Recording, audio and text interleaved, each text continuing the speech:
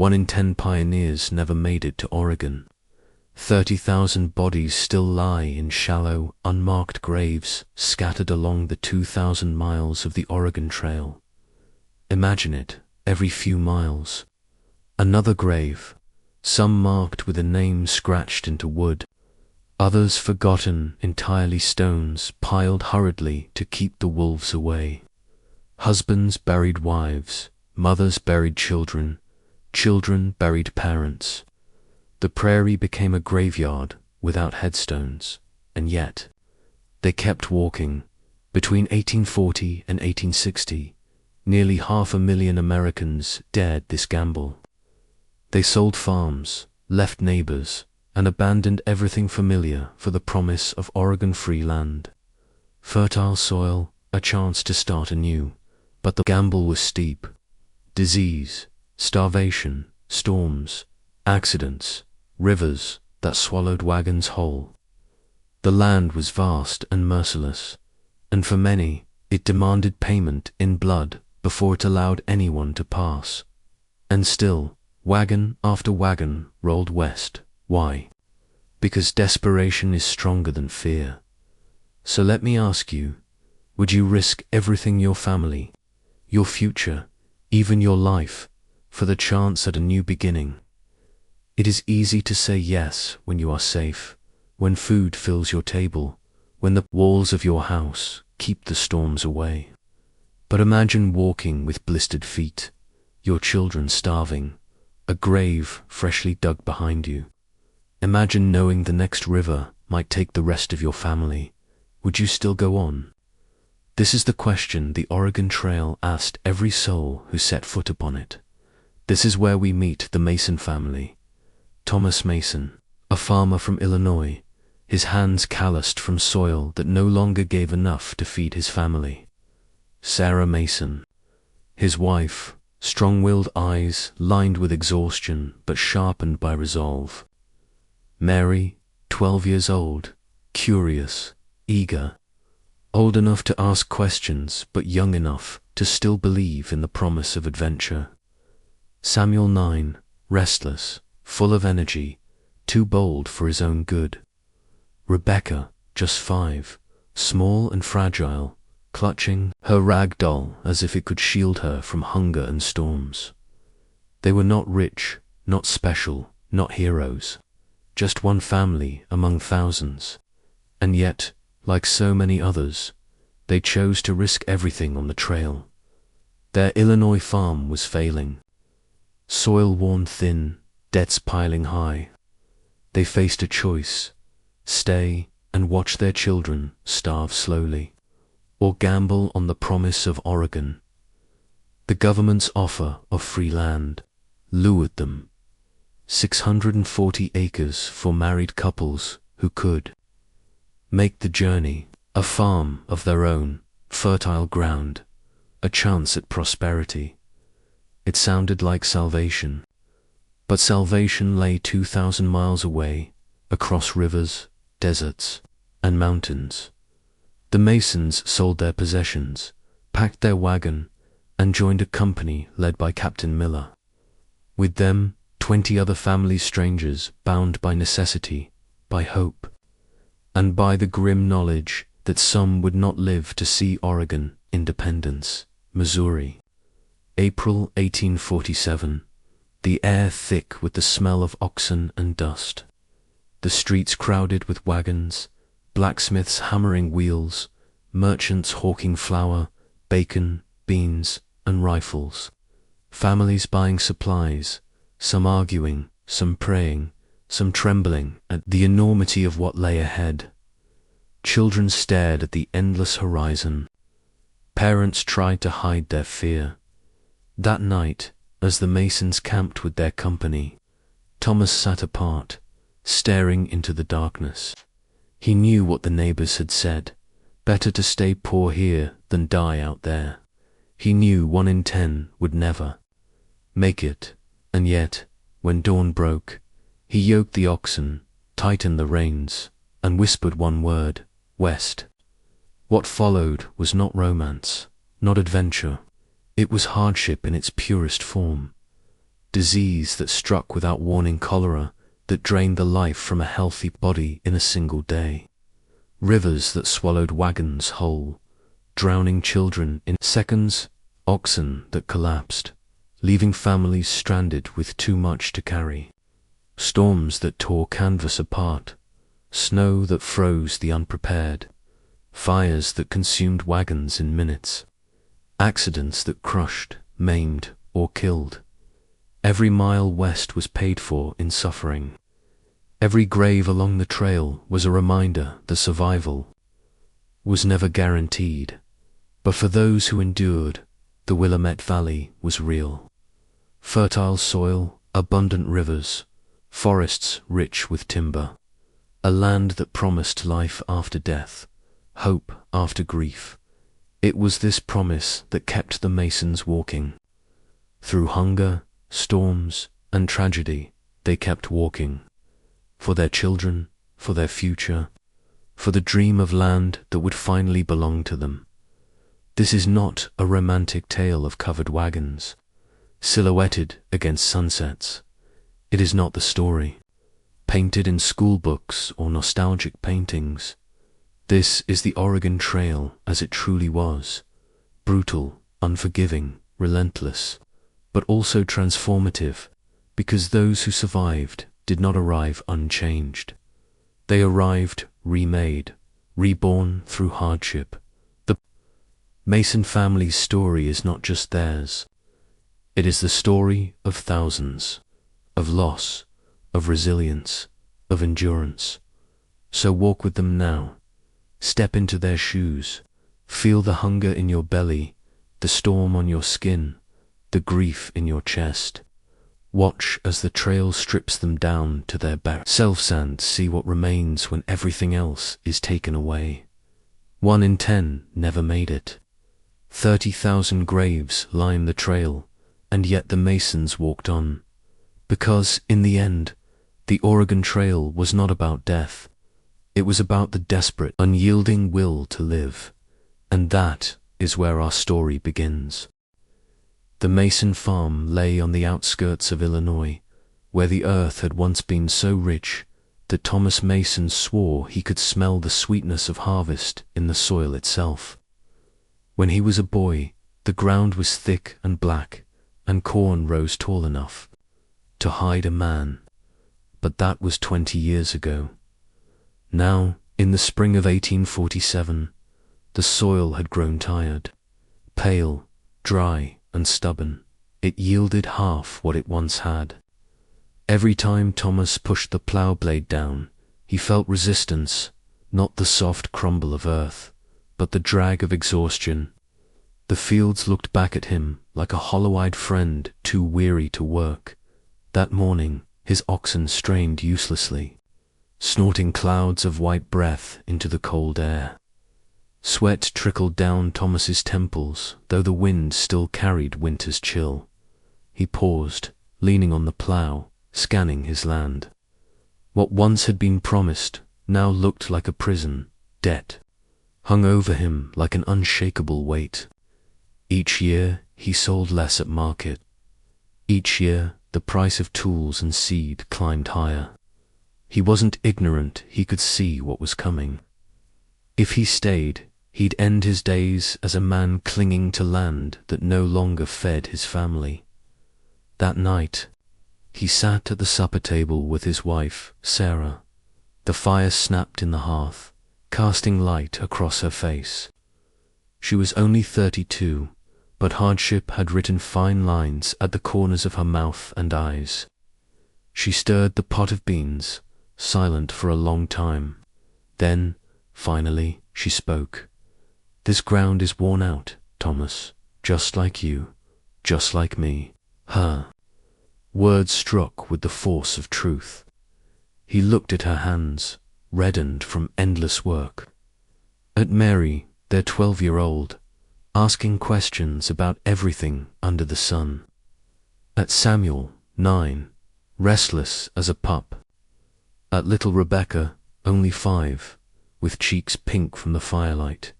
And he realized Sarah was right. They couldn't stay. Not if they wanted these children to inherit more than hunger. The West had been calling for years. Letters circulated like wildfire, stories from settlers who had reached Oregon territory and found valleys of endless green, rivers bursting with salmon, and forests thicker than any man had seen. The government's promise sweetened the dream. 640 acres of free land for married couples who made the journey. Newspapers exaggerated, merchants advertised, and the word Oregon became less a place and more a salvation. But salvation came at a cost. 1 in 10 who left never arrived. 30,000 graves lined the trail, shallow pits covered with stones, names scratched onto planks, if marked at all. And yet, wagons kept rolling west. Thomas Mason wasn't a dreamer. He was a man of soil and sweat, calluses and debt. But even he began to wonder, what if the whispers were true? What if across the plains and mountains there really was a place where his children could grow without hunger? When Thomas mentioned Oregon at church, his neighbors scoffed. Better to stay poor here than die out there. One muttered, another wagged a finger in Thomas's face.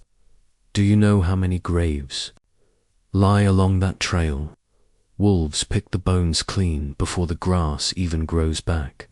Sarah's sister Abigail was harsher still. She burst into tears when Sarah told her, you can't drag children into that wilderness. What if they freeze? What if they starve? Sarah, what if you lose them?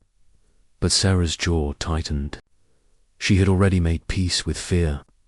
Better to face danger with hope than to wither slowly in Illinois.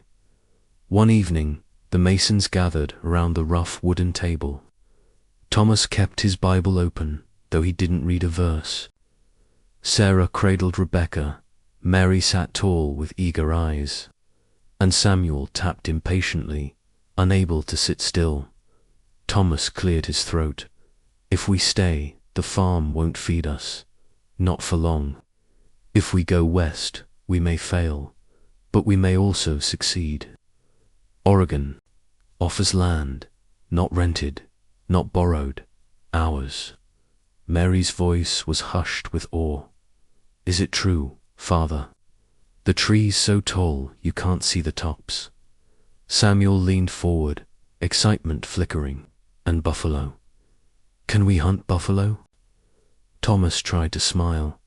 They're a buffalo, yes. But survival is not adventure, son.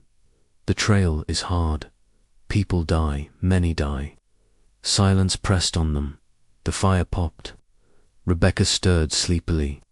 Then Sarah's voice, steady as steel. If we gamble, Thomas, let us gamble with hope, not despair. And with that, the decision was sealed. The Masons would leave Illinois behind. The weeks that followed were a whirlwind of preparation. Lists grew longer than their savings. Food, 200 pounds of flour, 150 pounds of bacon, sacks of beans, rice, sugar, salt, and a keg of coffee. Tools, axes, hammers, saws, shovels, and spare iron for repairs. Weapons, rifles, powder, lead balls. Knives, necessary for hunting and defense. Wagon supplies, spare wheels. Tar for sealing seams, canvas for patching. Clothing, wool dresses and bonnets for the girls. Sturdy trousers and shirts for Samuel. Heavy coats against the unknown cold. Every choice meant sacrifice. Sarah wept when she sold her mother's rocking chair. Mary begged to keep her books, but only the Bible and a slim hymnal made the cut. Samuel's wooden soldiers were left behind, no matter how he pleaded. Rebecca, too young to understand, clutched a single rag doll. Please, Mama, just this one. Sarah nodded. That doll would travel 2,000 miles. By late April, the Masons rolled into Independence. Missouri, the great launching point of the Oregon Trail. Independence was chaos. Embodied, muddy streets churned with wagons, oxen, and people shouting over one another. Blacksmiths pounded iron rims onto wheels. Merchants hawked everything from rifles to frying pans at outrageous prices. The smell was a mixture of sawdust, manure, frying food, and anxiety. Here, the Masons joined a company led by Captain Miller, veteran of 2 prior crossings. Around 20 families banded together, knowing survival lay in numbers. Alone, a wagon was prey. Together, a company was a force. It was in Independence that Thomas met Harper, a gaunt trail guide with sunburnt skin and eyes like flint. Harper had crossed before and bore the scars of it. He leaned close and said, "Discipline, Mason. Don't rush. Don't lag. The trail punishes pride and hesitation both." Thomas nodded. He believed him. The night before departure, the Masons said their goodbyes. Neighbors clapped Thomas on the back, some with pity, others with envy. Sarah's sister Abigail clung to her, weeping into her shoulder. "Don't leave me," she whispered. Sarah held her tightly, but said only, "Pray for us." At camp, the wagons circled, fires burned, and families prayed aloud. Children whispered of buffalo, mountains, an adventure. Parents whispered of death and survival. Mary wrote her name carefully into the family Bible, as if to say, "I was here before the trail took me." Samuel whittled a stick into a makeshift rifle. Rebecca fell asleep clutching her doll, and Thomas, he sat staring west into the darkness, wondering whether it would swallow them whole. At first light, the oxen were yoked, their breath misting in the cold dawn. Wheels creaked. Canvas covers stretched white against the morning sky. Independence faded behind them with every turn of the wheel. 100 voices murmured goodbyes, the sound of a world closing. Ahead lay nothing but horizon prairie as wide as the sea, rivers that could drown, mountains that could kill. Sarah gathered Rebecca close. Mary squinted at the rising sun. Samuel grinned, eager. Thomas gripped the reins, jaw tight. He whispered only to himself, "West." And so, with one step, then another, the Mason family began their 2,000-mile gamble. The prairie lay before them like an ocean, grass bending in waves under the spring wind. For the Masons, the first morning after leaving Independence carried with it the kind of excitement that makes children forget their hunger and adults pretend. Their doubts are smaller than they are. The wagon train rattled forward, 20 white-topped wagons creaking in unison, oxen snorting as their hooves struck earth softened by spring rains. Voices carried back and forth between families' warnings, greetings, encouragement. Captain Miller rode up and down the line on horseback, his sharp eyes scanning for signs of weakness. Thomas Mason held the reins with hands already aching, his shoulders squared as though strength alone could drag the wagon westward. Beside him, Sarah kept Rebecca entertained with songs. Mary and Samuel walked, sometimes darting ahead, sometimes falling back, too restless to sit in the wagon. The air smelled of damp earth and clover. Birds rose in startled flocks at the sound of rattling wheels. For now, the prairie seemed welcoming, almost kind by evening. The train reached a grove of cottonwoods near a shallow creek. There, Captain Miller barked his orders. Circle the wagons. Get fires started. Tether the animals before you eat. It was here that the first taste of trail life set in. The men wrestled oxen into place, drove stakes, and checked wheels. The women lit fires, kneaded dough, boiled beans. Children gathered sticks, fetched water, or simply ran in circles until exhaustion forced them down. Sarah Mason moved with quiet efficiency, her bonnet pushed back, her sleeves rolled high. She scrubbed a pot clean with sand and water while Mary tried her hand at baking flatbread over the coals. Samuel busied himself, carving his name into a tree trunk, proof to the wilderness that he had been there. Rebecca hummed and rocked her rag doll to sleep as if it too were weary from travel. That night, as darkness folded in around the circle of wagons, the pioneers sat by their fires, sharing food and stories. Some spoke with bright voices, trying to drown the nervousness that clung like smoke. Others stared into flames, lost in their own fears. Thomas listened, silent. His eyes drifted westward, toward the darkness that swallowed the horizon. The days soon fell into rhythm. The crack of a whip, the lowing of oxen, the hiss of fire being coaxed back to life. Coffee boiled, bacon fried, prayers whispered in half-sleep. Wagons creaked back into motion. Children trudged, men walked beside oxen, women mended clothes or soothed babies. A brief halt, meals of cold bread and dried meat, then the long push. Again, circle the wagons, light fires, cook beans, mend harnesses, tend blisters, sing hymns, collapse into sleep.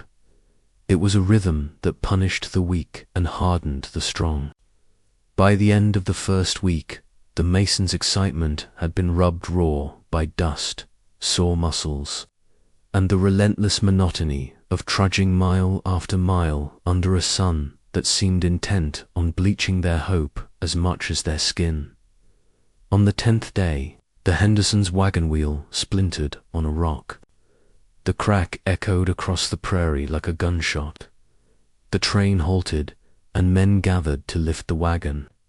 Women to calm frightened children. Thomas joined in, sweat dripping down his face as he helped replace the wheel. The Henderson boy, no older than Samuel, stood nearby, watching wide-eyed as his father cursed under his breath. "Best to get used to it," Harper, the trail guide, muttered. "Wagons break, wheels crack, axles snap. You fix them or you get left behind." It was a sobering reminder. The wagon wasn't just wood and iron, it was survival. If it failed, the family failed. That night, Thomas lay awake beneath the wagon, his body aching. He listened to the creak of animals shifting, the murmur of families whispering in nearby wagons, and he wondered how many more cracks, breaks, and failures lay ahead. For the children, at least at first, the trail still felt like adventure. Samuel collected arrowheads near the creek beds, showing them off with pride. Mary wrote notes in her little hymnal, describing the grasslands as an endless sea of green. Even Rebecca laughed when the oxen sneezed and showered her with dust, but adventure dulled quickly. Mary's shoes wore thin. Samuel's shoulders burned from carrying wood each night. Rebecca's laugh turned to whimpers as the wagon jolted endlessly. Sarah tried to keep their spirits lifted. She told them stories of the promised land, of Moses leading his people through the desert. But even she felt her resolve tested when beans spilled into the dirt one evening, wasted, and she had to serve nothing but hardtack and coffee. It began quietly. One child in another wagon coughed until his cheeks flushed scarlet. Another complained of stomach cramps. The whispers began dash cholera. Sarah pulled Rebecca close, pressing her lips to her daughter's forehead to feel for fever. Thomas exchanged a silent glance with her, fear hidden but not absent. The sick child lived through the night, but unease settled over the company like a shadow. They all knew Cholera moved fast, killed faster, and spared few. A week later, they encountered another wagon train heading east. It was rare, and the sight made every pioneer pause. The wagons were half empty, their canvas sagging. The families were gaunt, eyes hollow. Their leader raised a hand in weary greeting. "You heading west?" he called. Captain Miller rode forward. "I, and you?" "Back east," the man answered grimly. "Lost two fever, lost 3 oxen. Ain't worth the grave waiting up ahead." A hush fell over the Mason children as they overheard. Mary's lips trembled. Samuel frowned, confused. Rebecca clutched Sarah's skirt tighter. The wagons passed each other slowly, silently, like ships in a night sea, one clinging to hope, the other retreating to safety. That evening, Thomas sat by the fire, staring at the sparks. "What if they're right?" he muttered to Harper, who sat sharpening a knife. Harper shrugged. "Some make it, some don't. The trail don't care. It kills the weak, the careless, the unlucky. Best you can do is keep walking." Thomas nodded, though the words gave no comfort. Sarah joined him, placing a hand on his shoulder. "We'll make it," she said softly. He looked at her, wondering how she could sound so certain when the ground itself seemed to whisper otherwise. It came sooner than anyone wanted. The Henderson boy, the same one who had watched his fathers. Wilbrake fell ill with cholera. Within a day, he was gone. His small body lay wrapped in a quilt, lowered into the ground while his mother wailed into her hands. The grave was shallow, the earth hastily piled, a plank of wood scratched with his name. No time for mourning, no time for dignity. The trail demanded they move on. Mary wept quietly that night, her first tears on the trail. Samuel stared into the fire, silent for once. Rebecca asked, "Where did he go, Mama?" And Sarah, choking back tears, whispered, "To God, darling, to God." Thomas said nothing. He only gripped the reins tighter the next morning. The prairie has a way of making a man feel small. Day after day, the horizon stretched endlessly, a flat line that seemed never to draw closer. The silence grew heavy, broken only by the grind of wheels, the groans of oxen, the shuffle of boots. For the Masons, the trail was beginning to reveal its true nature. Not a dream, but a gauntlet. Every mile was a test. Every creek, every hill, every storm cloud on the horizon was a reminder. The land itself would decide who lived and who died. And as the sun set red over the endless grass, Thomas Mason whispered a silent prayer into the wind. "Lord, give me the strength to see them through." It began as a whisper, passed from wagon to wagon, like a shadow slipping through the canvas at night. Cholera. No one spoke it loudly at first. To name it was to summon it, to draw its gaze. But by the 3rd week on the trail, the sickness was no longer rumor, it was reality. The first signs were subtle: a child doubled over with stomach cramps, a man too weak to stand. Then came the vomiting, the diarrhea, the fever that rose like fire and dropped just as quickly, leaving its victim drained as if their very life had been poured out onto the earth. Within hours, a healthy man could be on his feet. By sunset, he could be in the ground. The Henderson boy had been the first grave the Masons saw dug, but not the last. Now it was the Miller Company itself that felt the sharp sting of death. Mrs. Caldwell, a woman in her 40s with strong hands and a sharper tongue, began to complain of stomach cramps one morning. By midday she was pale, her eyes sunken, her body trembling violently. Sarah Mason went to her side, offering cloths dipped in creek water. But by the next dawn, Mrs. Caldwell was gone.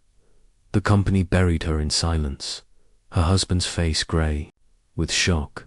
He lowered her body into a shallow grave lined with wildflowers Mary had gathered.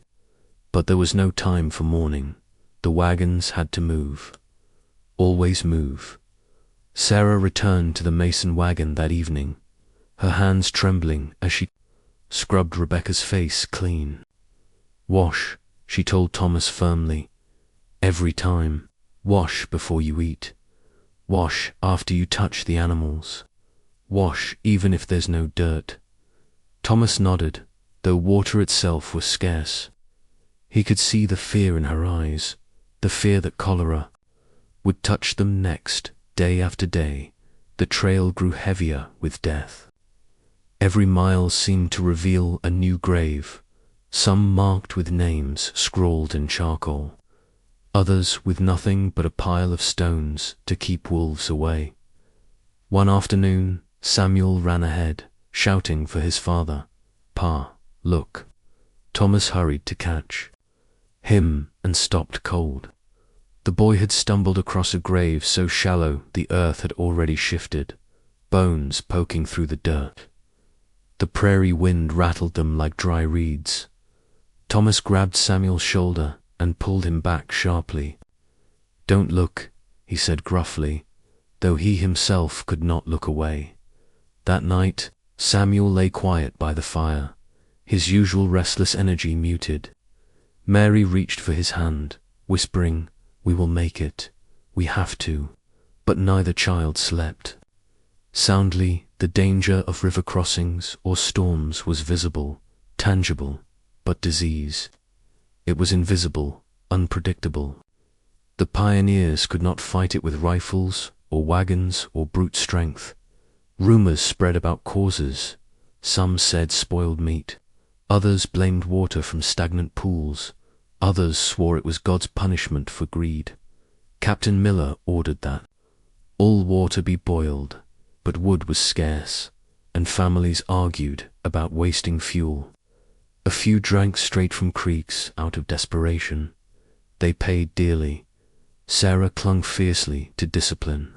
She boiled every drop of water they drank, rationing the fuel with painful care. She scrubbed Rebecca's hands until the child cried. "Better to cry now than to bury you tomorrow," she muttered through clenched teeth. One dawn, the sound of wailing jolted the camp awake. The Petersons, a young couple traveling with a baby, had lost their infant in the night. The child, barely 1 year old, had fallen ill the previous evening.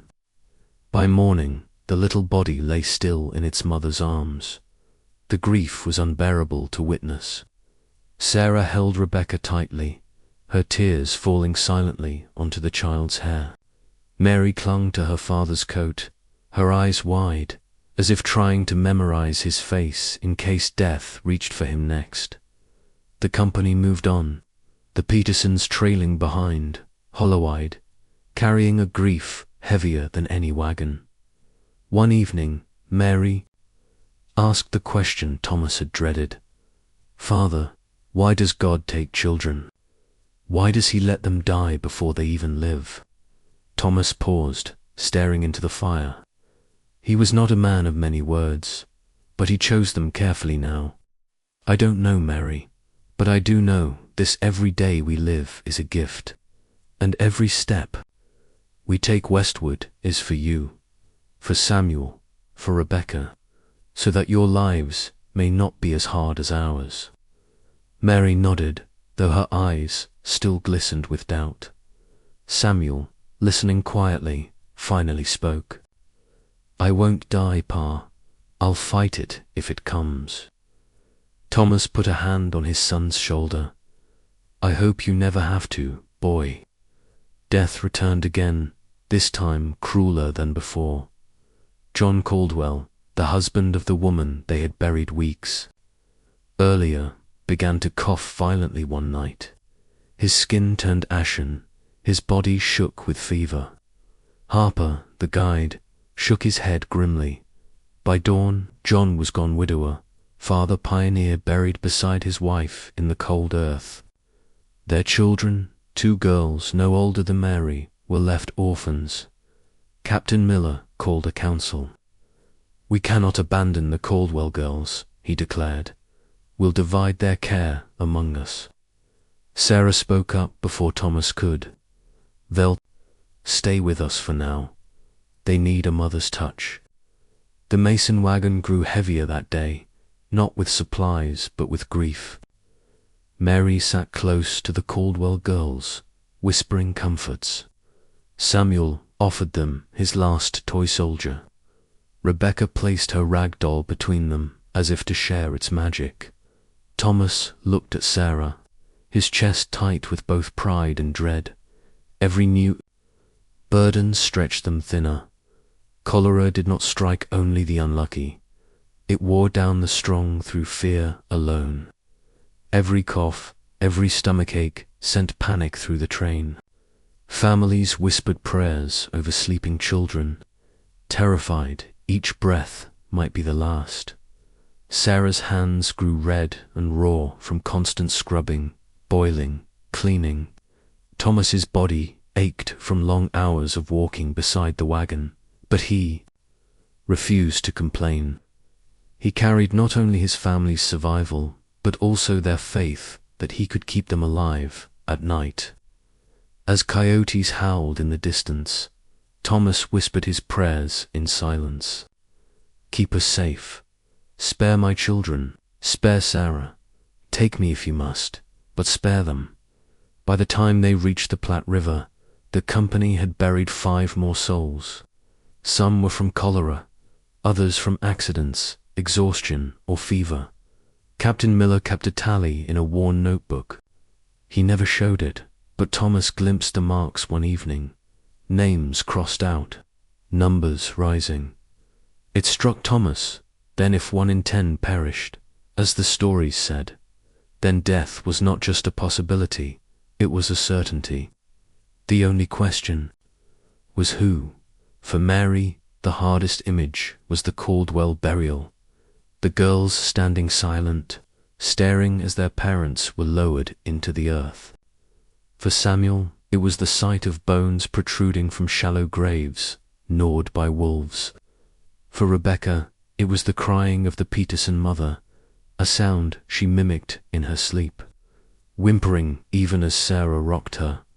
For Thomas and Sarah, it was the same, the realization that their family was walking hand in hand with death every mile. Yet even in the shadow of disease, the pioneers clung to small sparks of resilience. One evening, after yet another burial, the company gathered around a fire. A man produced a fiddle, and soon a hymn rose into the night. Voices cracked, but they sang anyway, the sound defying the darkness. Sarah's voice joined, soft but steady. Mary leaned into her shoulder. Samuel hummed with surprising reverence. Rebecca fell asleep, safe for the moment. Thomas closed his eyes, the hymn washing over him. For one brief night, death seemed to hold its distance. Disease had revealed the trail's cruelest truth, that survival was never guaranteed. The land itself demanded payment in lives, and every family paid something, whether in children, parents, neighbors, or in the silent erosion of their own hope. The Masons carried on, their wagon heavier with grief, their hearts scarred by the graves left behind. Yet they walked still, each mile westward a defiance of the odds, because what choice was there? To turn back meant certain despair. To go forward meant only possibility, however fragile. And so, as the wind swept across the prairie and rattled the stones of the forgotten dead, the Mason family kept walking. If disease was an invisible killer, rivers were the opposite. They were wide, roaring, relentless walls of water standing directly in the path of every wagon train. And unlike sickness, there was no avoiding them. You either crossed or you stayed. Behind forever, by late May. The Mason family and the Miller Company reached the Platte River. It stretched before them in both directions, deceptively calm in places, a torrent in others. The waters shimmered in the sun, but beneath the surface lay mud, shifting sandbars, and currents strong enough to swallow a wagon whole. Children cheered at the sight of water, running toward the bank until parents called them back sharply. Adults fell into silence, weighing options. A mistake here could cost everything. The company gathered as Captain Miller dismounted his horse. He scanned the river, then turned to the families. "There are 3 ways across," he said. "Pay for the ferry, if one's close enough. Build a raft or ford, it drives straight through." A murmur ran through the crowd. Ferries were costly, often run by opportunists who knew desperate families had no choice. Building rafts took days. Fording was quickest, but also the deadliest. Harper, the guide, spat into the dirt.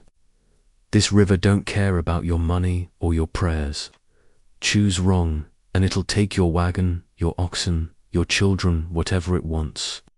The Masons stood in the circle, Rebecca clutching Sarah's skirt, Mary listening wide-eyed, Samuel bouncing on his heels as though eager for adventure. Thomas felt the weight of their lives pressing against him with every option.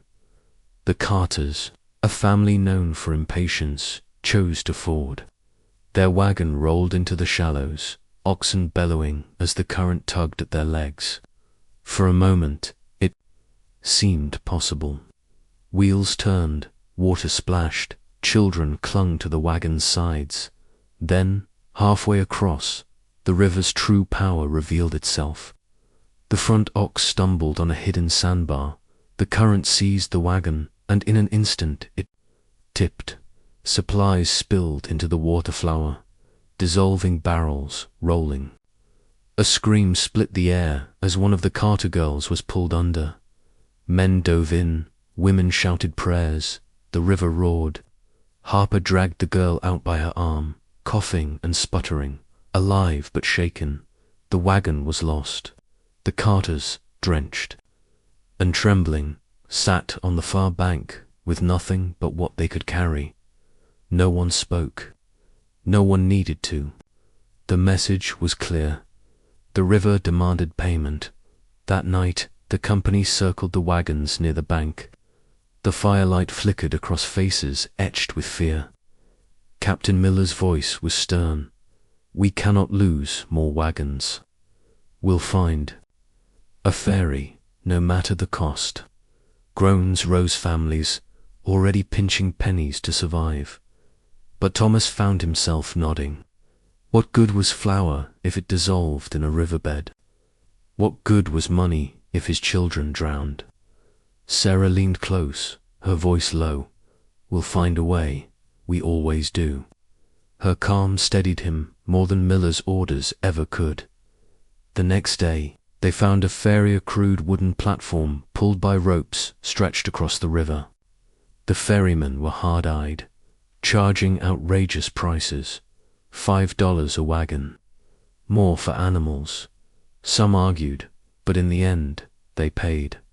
One by one, wagons were rolled onto the platform. The ferry swayed dangerously, water splashing over the edges.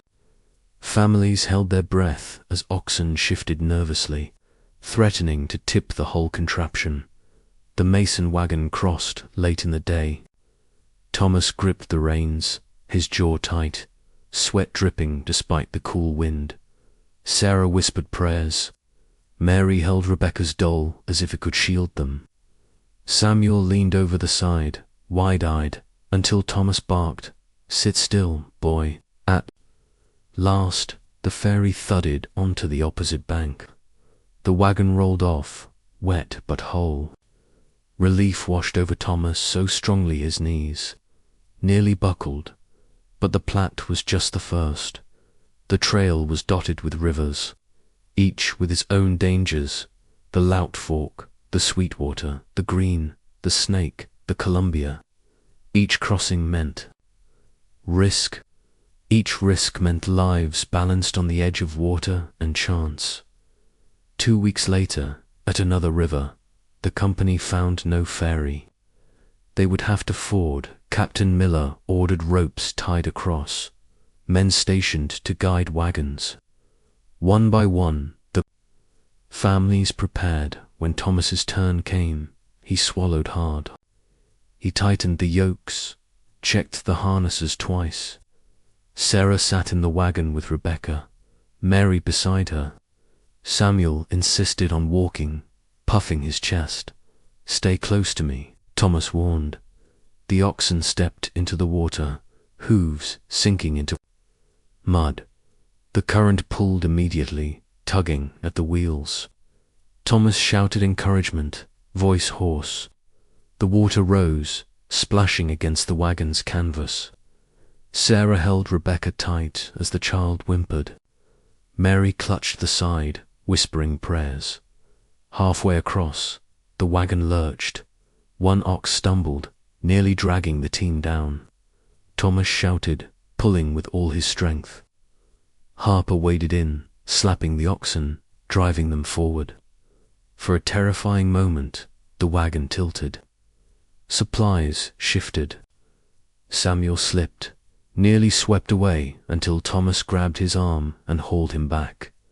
Then, with a final heave, the wagon broke free of the current and rolled onto solid ground. The masons collapsed in exhaustion, soaked but alive. Sarah kissed Rebecca's hair, whispering, "It's over, it's over." But Thomas knew better. It was never over. Not until Oregon. Not every family was so lucky. The Dawson wagon tipped fully, spilling barrels and bedding downstream. They recovered the wagon, but the Dawsons lost nearly all their food. The company gathered supplies to share, but everyone felt the sting. At night, fires burned low. The river roared in the distance, like a reminder of its power. Thomas stared into the flames, replaying the moment Samuel nearly slipped from his grasp. His son's hand had felt so small, so fragile, against the pull of the river. What if I hadn't caught him, he whispered. Sarah placed her hand over his. You did, and you will, again and again. But Thomas wasn't sure faith alone could hold against water, disease, and the long miles yet ahead by now. The pioneers knew the truth.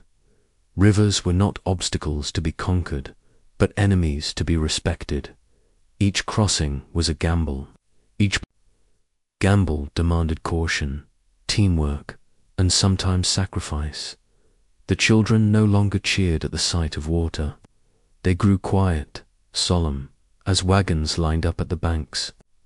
Adults prayed more fervently. The company moved with the weary awareness that the land was not their, Alliot was their judge. For the Masons, rivers etched themselves into memory, not just as crossings, but as tests of their courage, their unity, and their will to continue.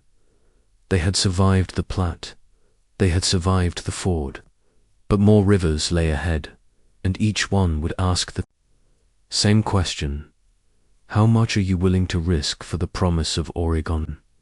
And every time the answer would be the same: everything.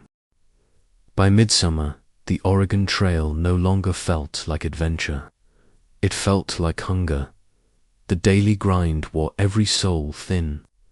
The sun burned without mercy, baking the prairie until the grass turned brittle underfoot.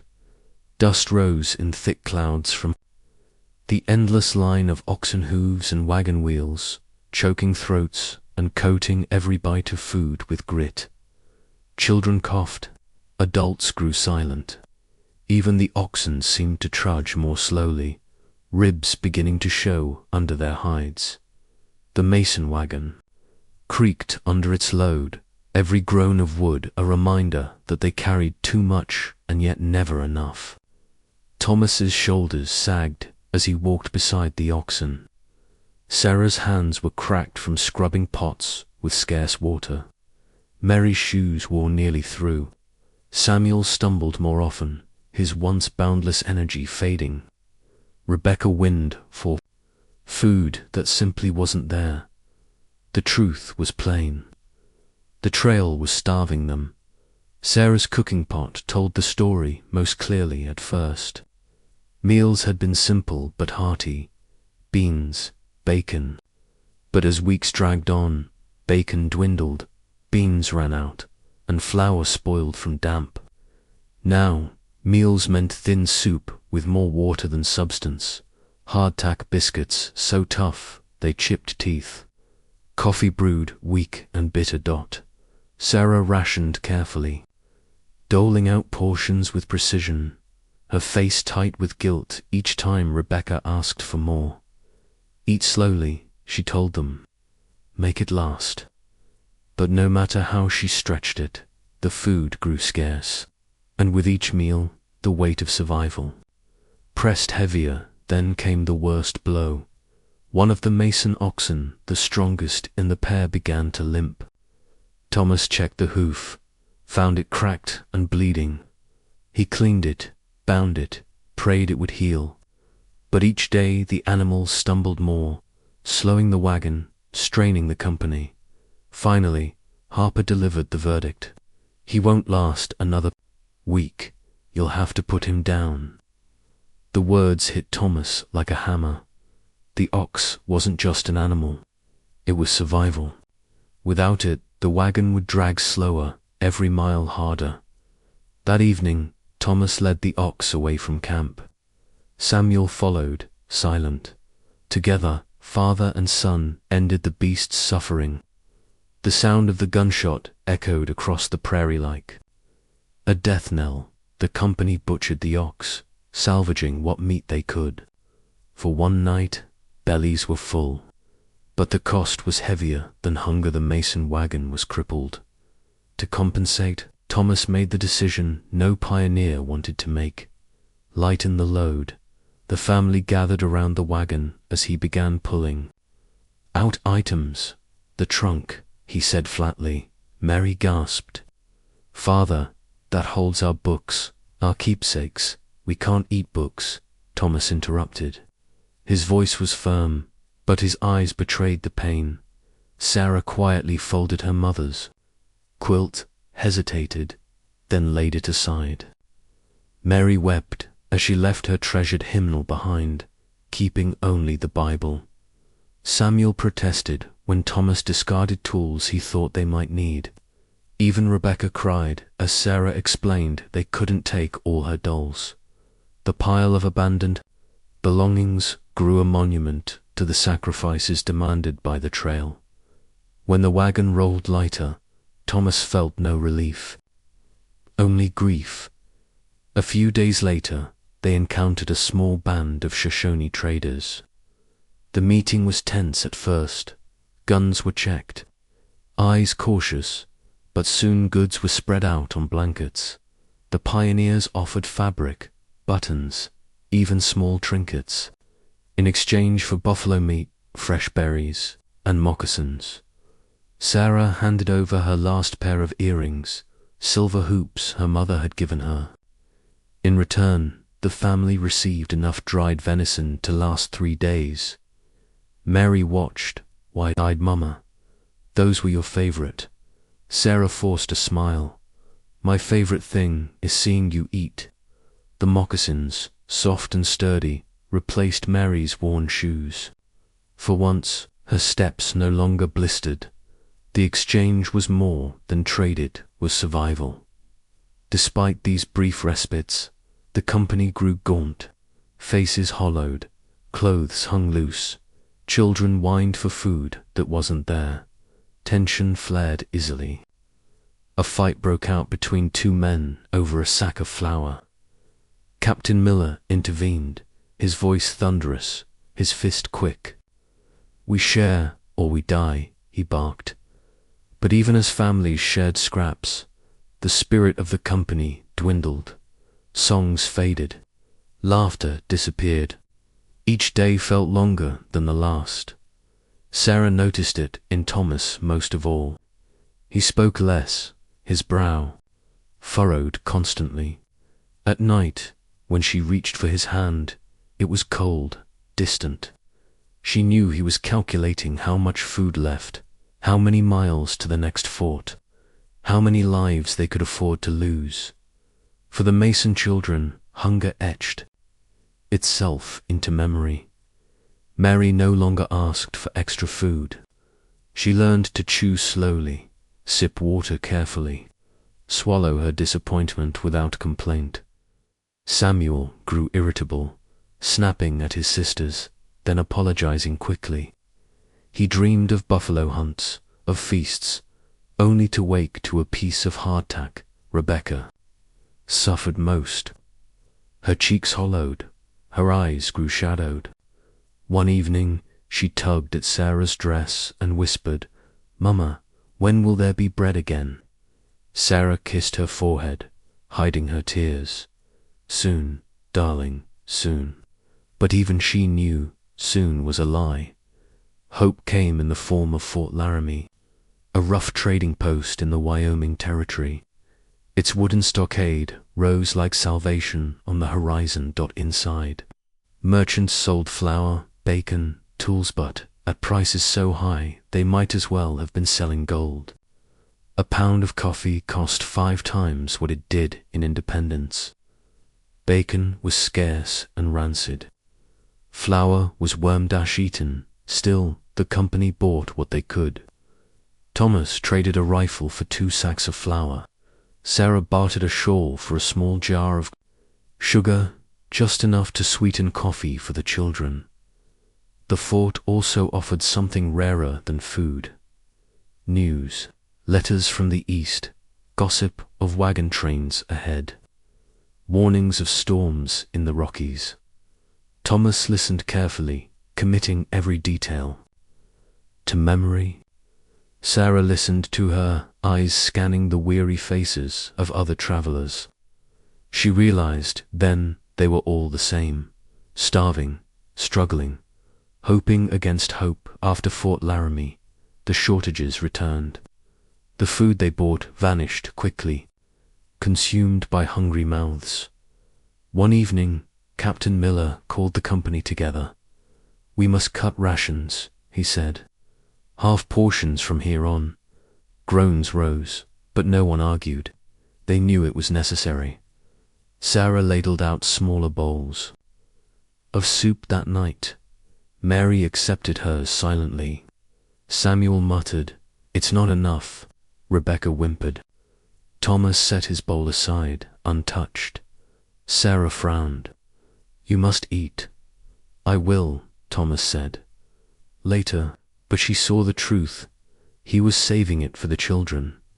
It came one night when the Peterson wagon collapsed under its own weight. The axle snapped clean through. They couldn't move without abandoning half their supplies. Captain Miller ordered the company to help. Everyone gathered, taking items from the Peterson wagon and deciding what could be saved. Sarah carried a sack of flour back to their wagon. Thomas, grim-faced, set down a chest of Peterson belongings and whispered, "We can't carry it all. They'll have to leave some." The Petersons wept as they chose which treasures to discard: wedding clothes, family heirlooms, even their Bible. The trail had no mercy for sentiment. Watching them, Sarah realized the truth. The trail was stripping them all bare, piece by piece, until nothing remained but what was absolutely necessary to live. By now, the Mason family had lost an ox, abandoned beloved possessions, traded precious keepsakes for food, and endured nights of hunger. They had sacrificed not just comfort, but pieces of themselves. Yet they walked still, for ahead, somewhere beyond the hunger and dust, lay Oregon, a land that promised to give back more than the trail had taken if they could only endure. But, as Sarah tucked Rebecca into her blanket that night, and Thomas whispered prayers over the dying fire, both knew the truth. The trail would take more before it gave anything back. On the trail, the sky was not just background, it was a mood, a warning, an omen, and by midsummer, the sky began to turn against them. One afternoon, the horizon darkened with rolling clouds. What began as a grey line soon swelled into a bruised wall stretching across the heavens. The prairie fell silent, birds vanished, even the oxen grew restless. Stamping and snorting, Captain Miller shouted over the rising wind, "Circle the wagons, fast." The company scrambled, oxen driven inside the ring, canvas flapping violently. Thomas Mason lashed ropes across his wagon cover, while Sarah dragged the children beneath, clutching Rebecca against her chest. Then the storm broke. The first strike of lightning split the sky in half. Thunder boomed so violently the ground itself seemed to tremble. Rain came in sheets, blinding, drumming on canvas and faces alike. The wind howled, tearing at ropes, threatening to rip wagons apart. One cover snapped free and flew into the night. Like a sail, fires hissed and died instantly, plunging the company into darkness. Inside the Mason wagon, the children huddled close. Rebecca cried softly. Mary whispered prayers. Samuel tried to be brave, but his hands shook. Thomas braced his body against the wagon wheel, holding it upright as the wind shoved hard enough to roll it. His muscles burned, but he did not let go. Sarah's face was pale as she lit a single lantern, shielding it with her body to give the children even a faint sense of light. For hours, the storm raged. When dawn finally broke, it revealed a company soaked to the bone, wagons battered, supplies scattered, but they were alive. The rain did not end with the storm. For days it fell intermittently, turning the trail into a swamp. Wheels sank too. Their hubs, oxen, groaned with each step. Men heaved and cursed. Their boots sucked deep into muck dot. The Mason wagon moved slower than ever, every mile hard won. Samuel stumbled repeatedly, his legs caked with mud. Mary's skirt hem tore and dragged. Behind her, Rebecca whimpered as the wagon jolted. Thomas's jaw clenched tighter each day. His back ached, his hands blistered, but he pushed, pulled, lifted. Sarah tried to keep spirits up, telling the children, "This mud will end. It always ends." But, in truth, even she began to doubt, as if the storms were not enough. Nature unveiled its deadliest spectacle yet. One evening, as the company prepared camp, a low roar rose from the south. At first, it sounded like distant thunder. Then it grew louder, deeper growl of the earth itself. "Twister," Harper shouted, pointing. On the horizon, a funnel cloud dipped from the sky, a dark spear twisting violently. Dust and debris swirled as it devoured the prairie in its path. Panic erupted. Families threw themselves into wagons. Others dove flat into the grass, covering their children with their own bodies. The funnel bore down, monstrous, unstoppable. Thomas dragged his family to a shallow ditch, shouting for them to lie flat. He covered Rebecca with his body, Sarah shielding Mary and Samuel beside him. The tornado roared past, a monstrous wall of sound and fury. Grass flattened, wagons shook, a barrel flew through the air like a toy. Then, as suddenly as it came, it veered, dissolving into the clouds. The company rose shakily, wide-eyed, trembling. They had been spared, but by how much? One wagon lay smashed, its canvas shredded. A horse lay dead, broken neck. For the rest of the night, no one slept. By September, they reached the foothills of the Rockies. The air grew sharper, colder. Then, one morning, they awoke to snow. It wasn't deep, not yet, but it fell heavy on spirits, already weakened by hunger and storms. Snow in September meant winter would come early, and if the passes filled before they crossed, the trail would claim them as surely as cholera or rivers. Mary shivered violently, her thin cloak no match for the mountain chill. Samuel's lips turned blue. Rebecca coughed until Sarah pressed her close, wrapping them both in the last wool blanket. Thomas stared at the mountains rising ahead, capped white. His heart sank. Every mile grew harder, every day shorter. They were racing not just against distance, but against the season itself. Then came the blizzard. It struck without warning. Grey skies darkened. Winds rose. Snow fell in blinding sheets. Within minutes, the prairie was a white void.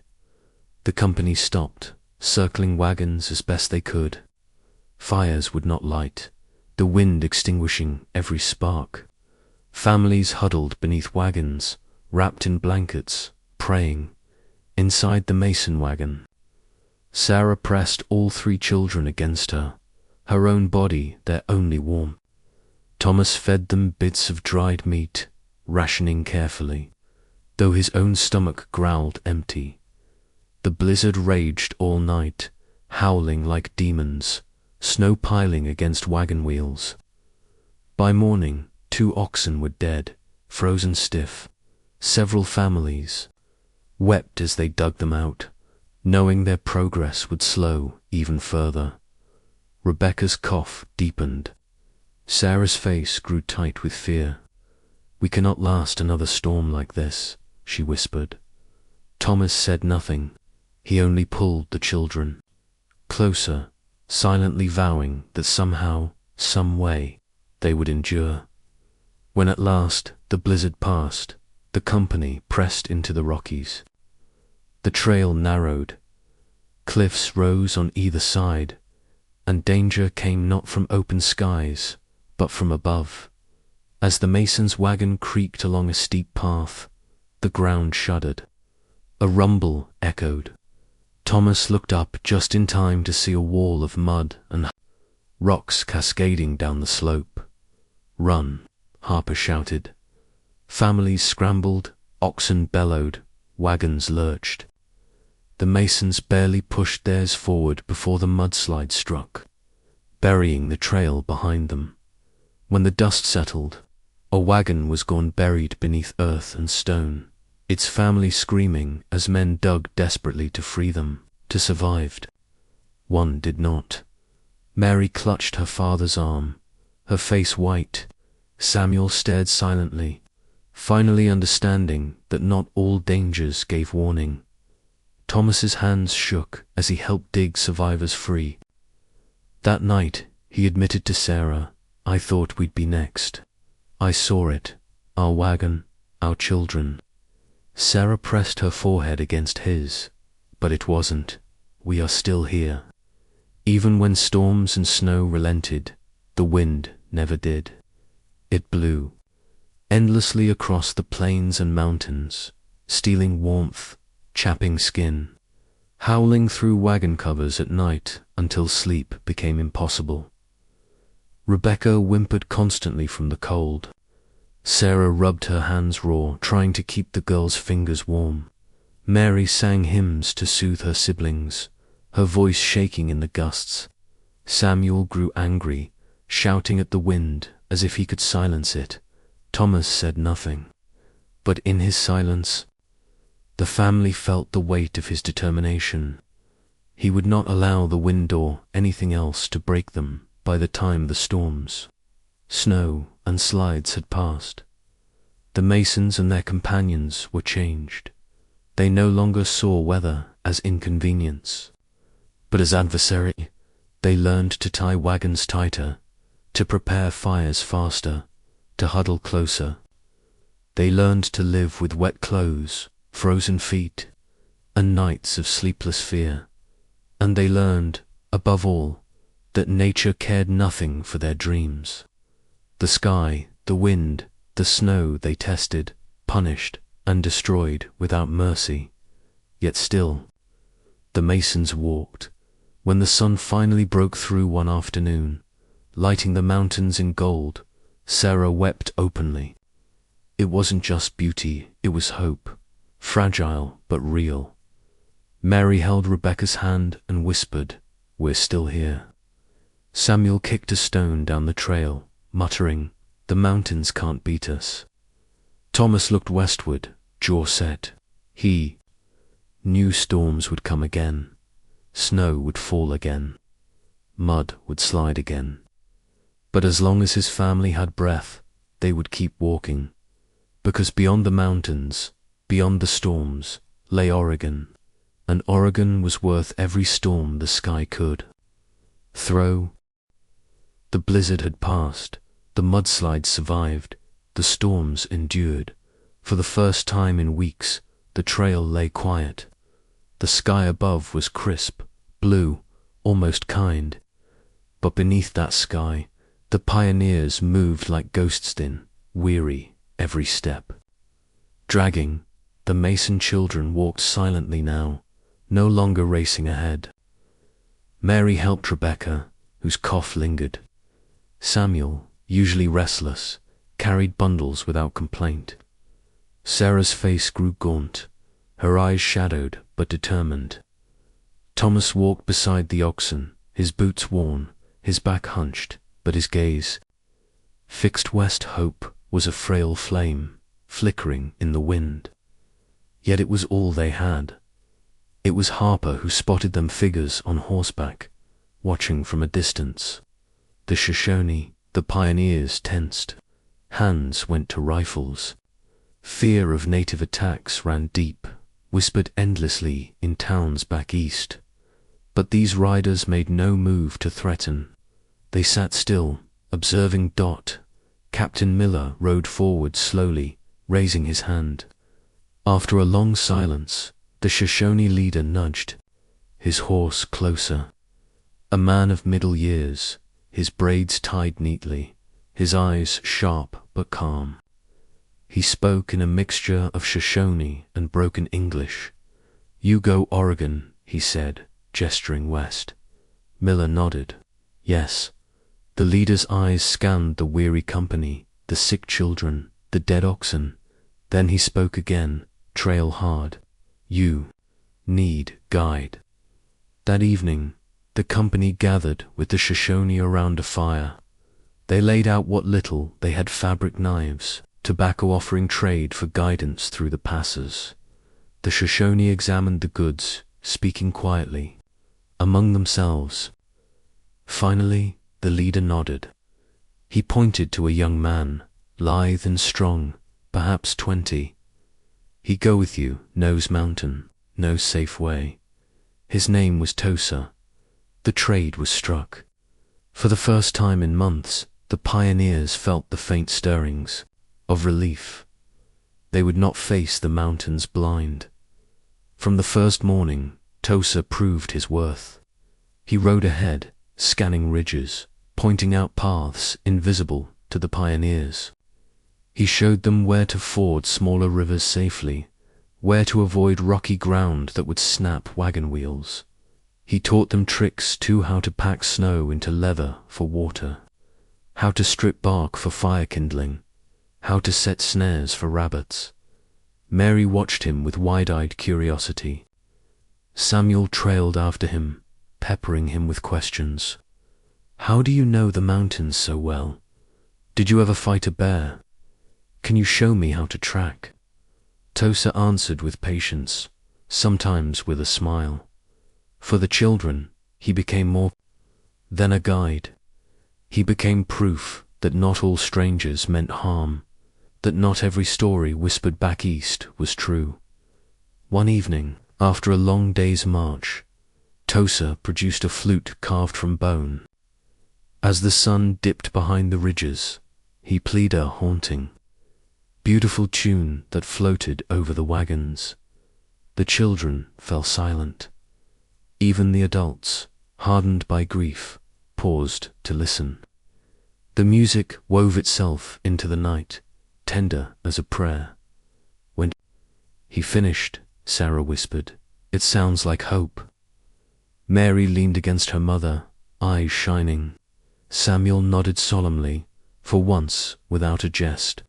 Even Thomas, who rarely spoke, felt something shift inside.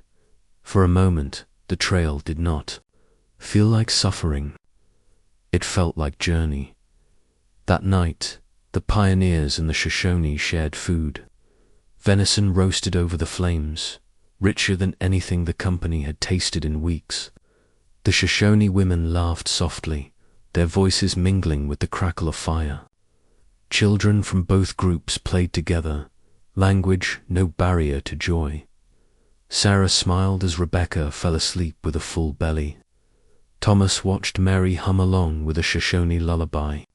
Samuel listened wide-eyed as Tosa told stories of the mountains. In that circle of firelight, the world no longer felt divided. For a few hours, it felt like community, different people, bound by the same sky, the same hunger, the same longing. For survival, with Tosa guiding, progress quickened. The company avoided deep mud, found water where none seemed to exist, hunted game with greater success. Spirits lifted. One morning, Harper muttered, "Never thought I'd say it, but without him, we'd be dead already." Even Captain Miller, usually stern, admitted, "We owe him more than trade goods." For the Masons, hope returned in small ways. Rebecca's cough eased with warm broth made from fresh game. Mary's steps grew lighter in her moccasins. Samuel laughed again, racing along the trail. Sarah sang softly as she cooked, her voice no longer edged with despair. And Thomas, he allowed himself for the first time in weeks to believe they might actually make it. At Fort Hall, another trading post, the pioneers paused to resupply. It was there that Thomas discovered a letter pinned to the post wall, left behind by a company ahead. It read simply, "Snow already heavy in the Blue Mountains. Push hard, do not delay." The warning chilled him, but when he showed Sarah, she only nodded. "Then we push. But at least we know. At least we are not blind." Hope, Thomas realized, was not the absence of fear. It was the strength to face fear with open eyes. One evening, as the wagons camped near a clear mountain stream, Mary sat beside Thomas. "Father," she asked, "do you think Oregon is truly as beautiful as they say?" Thomas looked at her, at the dust on her face, the weariness in her eyes. He thought of the graves, the storms, the hunger. He thought of the cost already paid, and then he nodded. "Yes, Mary, I believe it is. And when we get there, it will be more beautiful because of what we've endured." Mary smiled faintly, resting her head against his shoulder. In that moment, Thomas believed his own words. By now, the company had learned the value of unity. Families shared food, tools, even animals. When one wagon broke, others helped carry the load. When a child fell sick, Sarah nursed them alongside her own. When Thomas's oxen faltered, Captain Miller loaned a team for a day one could make. The journey alone, survival belonged to the group, and in that unity the Masons found strength. They were no longer one family among many. They were part of something larger, rolling, creaking city, bound together by shared pain and shared hope. Guidance and hope did not erase the dangers of the trail. Rivers still lay ahead, snow still threatened, hunger still gnawed. But with Tosa's knowledge, with the Shoshone's aid, with the bonds of community growing stronger, the pioneers found something they had nearly lost: belief. Belief that Oregon was more than rumor, belief that they could reach it, belief that survival was possible. As the wagons creaked west under a star-filled sky, Sarah whispered to Thomas, "We are not alone." and for the first time in months, he smiled. For several weeks, the Miller Company moved with renewed confidence. The guidance of Tosa had eased their journey, fresh game had filled bellies, and for the first time, laughter returned around the campfires. Mary sang while gathering wood. Samuel boasted that he could shoot a rabbit one day.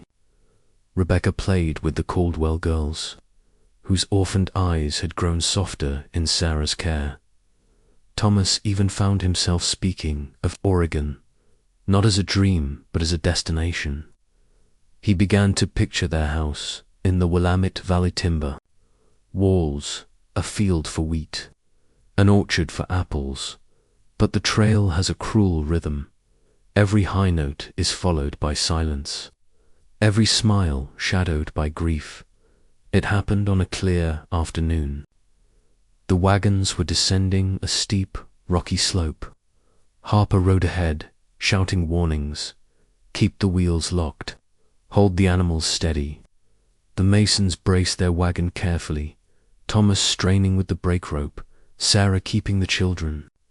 Lo, they made it safely to the bottom.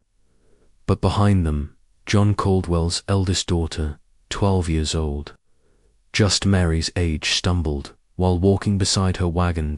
In an instant, her dress caught under a wheel. A scream split the air. Before anyone could react, the wagon rolled, dragging her beneath. By the time men leaped to stop it, it was too late. The girl lay broken, her body crushed. Her younger sister wailed, clinging to Sarah's skirt. Mary stood, frozen, her face white as chalk, her hands trembling. Silence fell heavy on the company. No storm had struck, no sickness had spread. Just one slip of fabric, one misstep, and life was gone. They buried her beneath a cluster of pines, the air thick with weeping. Sarah wrapped the surviving Caldwell girl in her arms, whispering prayers. Through her own tears, Mary refused to leave the graveside. She stared at the mound of earth, whispering, "It could have been me. It could have been me." Thomas laid a hand on her shoulder. "It wasn't, and that means you must live for her too." But Mary's eyes held the haunted look of a child who had seen too much. That night, she clung to Sarah in silence. Samuel, for once, did not tease or boast. Even Rebecca seemed to sense the weight curling against her sister, small and trembling. After the accident, doubt spread like sickness. Voices rose around the campfires. "This trail is cursed," one man muttered. "Every mile we lose another soul," said another. "We should turn back." Captain Miller slammed his fist against his knee. "We do not turn back. Oregon lies ahead, and with it, land and survival. We go forward." But in the dark, Thomas heard Sarah whisper to him, "What if they're right? What if Oregon is not worth the graves we leave behind?" He held her hand, but had no answer. 2 nights later, tragedy struck again, this time by fire. A lantern tipped inside the Dawson wagon. In seconds, canvas caught, flames licking greedily upward. Children screamed, women shouted, men rushed with buckets, but water was scarce, and the fire spread faster than they could fight it. The Dawsons escaped alive, but their wagon, their supplies, their bedding all turned to ash. Sarah gave them blankets. Thomas offered tools. Others shared flour, beans, dried meat. The company bound together, but everyone knew it. One fire could doom them all. For days after, families kept lanterns dim, voices hushed, fear heavy in the air. Soon after, another blow came. While descending a steep pass, the Peterson wagon axle snapped. The wagon collapsed, scattering supplies down the slope. Flour burst into clouds, beans rattled into crevices, tools tumbled beyond reach. The Petersons wept openly. clutching one another as they watched half their survival vanish. Once again, the company helped, but it stretched everyone thinner. Sarah gave a sack of beans she could scarcely spare. Thomas offered nails and rope. Mary gave her last pair of stockings to a Peterson girl with torn shoes. Every act of kindness cost them, but no one dared withhold. They knew tomorrow it could be their wagon lying broken, as if grief and accidents were not enough. Sickness crept back.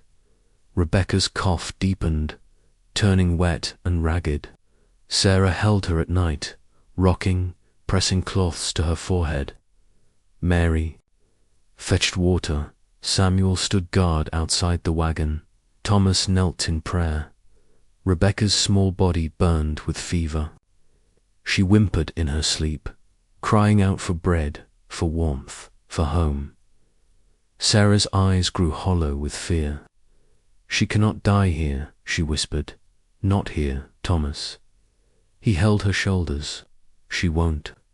But inside, he feared the prairie would claim his youngest before they reached the mountains. Then, unexpectedly, came Grace. Tosa returned one evening with a bundle of herbs gathered from the mountainside. He brewed them into tea, instructing Sarah in his quiet way. For cough, for fever, Sarah gave it to Rebecca, sip by sip. By dawn, the fever had broken. The little girl's chest eased, her eyes opened weakly, and she whispered, "Mama." Sarah wept openly, clutching her daughter to her chest. "Thank God, thank you, Tosa." For once, death had passed them by. Still, the damage was done. The Caldwell girl was buried. The Dawson wagon burned. The Peterson supplies scattered. And Rebecca had teetered at death's door. The company pressed forward, but laughter died. Even hope felt muted. Every step west seemed balanced on the knife edge of disaster. Thomas carried the weight silently. Each night he sat apart, staring into the flames, haunted by the faces of those left behind. Sarah joined him once, saying softly, "If we reach Oregon, it will not be because we were the strongest. It will be because we endured one tragedy at a time." He nodded, though the words felt both comfort and curse. Tragedy had struck again sudden, merciless, leaving scars too deep to heal. The pioneers had learned the trail was not a single enemy, but many: disease, hunger, storms, fire, accidents, grief. Yet still they walked, because what choice was there? For the Masons, for the Caldwell girl, now orphaned twice, for the Dawsons, the Petersons, for all of them Oregon remained not just a dream, but the only reason to keep moving at all. And so, through grief and ashes, they pressed on. By October, the air grew sharp, the nights cruelly cold. Each sunrise was later, each sunset earlier, the days shrinking while the miles left stretched on. The letter Thomas had read at Fort Hall haunted him, snow heavy in the Blue Mountains. Do not delay. He knew that if winter closed, the passers, they would be trapped. Every night he studied the horizon, watching the ridges darken against the sky, wondering if snow would fall before they crossed. Every morning he pressed the oxen. Harder, the trail was no longer simply about survival. It was about outrunning the season itself. The Mason children walked barefoot now. Mary's moccasins, gifted by the Shoshone, had worn through. Samuel's shoes split open at the toes. Rebecca's feet, too tender for the rocky trail, bled until Sarah wrapped them in rags. Still, they walked. Each step was pain, but no one complained. Complaints didn't bring Oregon closer. One evening, Thomas found Samuel sitting alone, pulling at his torn shoes. "I can't go on, Pa," he whispered. Thomas knelt, placing a hand on his son's shoulder. "You can, you will. Each step hurts, I know, but each step also carries you closer to land that will be ours. Remember that, son. Every step is not just pain, it is progress." Samuel nodded, eyes wet. The next morning he walked again. Then came the Snake River, a wide, treacherous current, colder than the Platte, fiercer than the Green. There was no ferry, only a ford, and even Harper's voice carried unease as he studied it. Strong current, too strong. But there was no choice. The masons prepared in silence. Sarah wrapped Rebecca in blankets. Mary tied belongings tight. Samuel gripped the side of the wagon, jaw set. The oxen stepped in, water rising to their chests. The current ceased immediately, dragging sideways. Thomas shouted, pulling hard at the reins, muscles straining.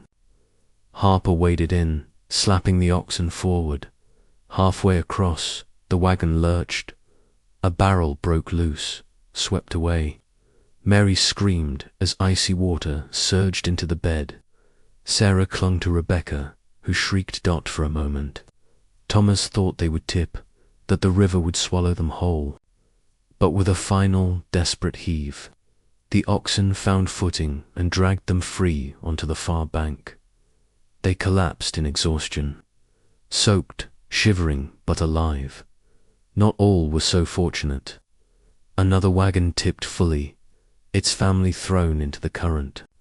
2 children drowned before rescuers could reach them. Their bodies were buried hastily, the earth too cold to dig deep. The company moved on in silence, grief hanging heavier than wet clothes. Food was nearly gone. Fort Boise had been little help. Prices outrageous, supplies meager. By now, meals were nothing but thin broth, hardtack, and whatever scraps of game Harper or Tosa could find. Children cried themselves to sleep with empty stomachs. Adults gave up their portions quietly. Thomas went nights without eating, pushing food toward Sarah and the children. His cheeks hollowed, his frame gaunt, but he pressed forward without complaint. Sarah's voice grew hoarse, her body thinner, but still. She sang softly at night to lull Rebecca. Mary fetched wood even when her hands bled. Samuel walked until his feet cracked. Each family in the company looked the same, hollow, exhausted but still moving. At last the Blue Mountains loomed. Dark ridges capped with early snow, jagged against the sky, beautiful but deadly. The passes were narrow, steep, choked with rocks and ice. Wagons groaned, oxen slipped. Men strained with ropes to keep loads from toppling. One misstep could send a wagon tumbling into ravines. Everyone knew it. Every hand trembled on the ropes. Every voice cracked with shouts of warning. The mason's wagon nearly slid once, wheels skidding on ice. Thomas and Samuel threw their shoulders against it, Mary and Sarah screaming. For a breathless moment, the wagon tilted. Then, with Harper's help, it steadied. Rebecca buried her face in Sarah's chest, whispering, "I want to go home." Sarah kissed her hair, whispering, "Home is ahead, darling, just ahead." Then came the snow. Not a storm, not yet, but flurries, soft and steady, falling as the company struggled through the pass. The flakes melted on warm skin, but clung to wagons, oxen, and the ground itself. Each flake was a warning. Winter is coming. The pioneers pushed harder, faster, every muscle burning. They knew if the snow thickened, if the pass closed, they would die here. Their graves marked only by drifts. For 3 days, they drove themselves beyond exhaustion. Few slept, few ate, They walked in silence, heads down, breath steaming in. The cold at night, Sarah wept silently as she rubbed warmth into Rebecca's hands. Thomas whispered prayers, so fervent they bordered on desperate bargains with God. On the fourth day, they reached the summit of the Blue Mountains. From there, the world opened. Valleys spread below, rivers glimmered in the distance, forests stretched like green oceans. For the first time, the land looked like promise, not punishment. Mary gasped, her eyes wide. "It's beautiful," she whispered. Samuel, weary but grinning, muttered, "Worth it." Even Thomas felt his chest loosen, his jaw unclench. Sarah pressed Rebecca close, whispering, "We are almost there." But the descent was no easier. Wagons slid, oxen stumbled, ropes strained. One wagon tipped, spilling supplies down the slope. The family screamed but survived. At last, the company reached the valley floor, battered but alive. One final obstacle remained: the Columbia River. Wide, fierce, swollen with autumn rains. Some chose rafts, others ferries. The masons pooled what little they had, buying space on a ferry. The crossing was harrowing, waves crashing, water splashing over the sides, the ferry groaning under weight. But it held. When they reached the far shore, Sarah fell to her knees, kissing the ground. Thomas lifted Rebecca, his arms trembling, but steady. Mary and Samuel stood silent, awestruck. They had crossed every obstacle. The Willamette Valley lay ahead. The last miles passed in a haze of exhaustion and anticipation. Every step hurt, but every step was lighter. Hunger gnawed, but hope fed them more than food. The trail wound through forests alive with color, rivers glittering with salmon, soil dark and rich. It was real. Oregon was real. When they finally saw open fields stretching beneath the autumn sun, the company stopped in stunned silence. Tears rolled down Sarah's cheeks. Mary whispered, "We made it." Samuel grinned, though his lips cracked. Rebecca, frail but alive, whispered, "Home." Thomas placed his arm round Sarah, his voice low. Yes, home. The final push had nearly broken them: starvation, snow, rivers, exhaustion. Yet they had endured. Behind them lay 2,000 miles of graves, storms, fire, hunger, loss. Ahead lay the fertile land of Oregon. The Mason family had survived, but survival had changed them. They were no longer simply farmers from Illinois. They were pioneers, battle-worn, scarred, but unbroken. And as the wagons rolled into the Willamette Valley, Thomas whispered a final vow: "We will build here, we will live, and the trail will not have been in vain." The Willamette Valley opened before them like a dream. After months of endless plains, after mountains and rivers and storms, the valley seemed almost unreal. Fields stretched wide and green, forests of fir and cedar rose tall, and ancient rivers glimmered in the sunlight like silver threads weaving through the land. Sarah stood at the edge of a ridge, Rebecca in her arms, tears welling. "It's real," she whispered. "It's truly real." Mary's mouth parted in awe. "It looks like heaven." Even Samuel, who had long since lost his boyish boasting, broke into a grin. "We made it, Pa. We beat the trail." Thomas said nothing at first. He only stared, his chest rising and falling, his eyes drinking in the sight. At last, he exhaled. "No, son, the trail nearly beat us, but we endured." The final days into the valley felt different. The air was softer, the nights less cruel. Fresh water flowed from streams clear as glass. Deer darted through meadows, Fish leaped in rivers. For the first time in months, food was plentiful. The pioneers feasted not just on meat and fish, but on hope itself.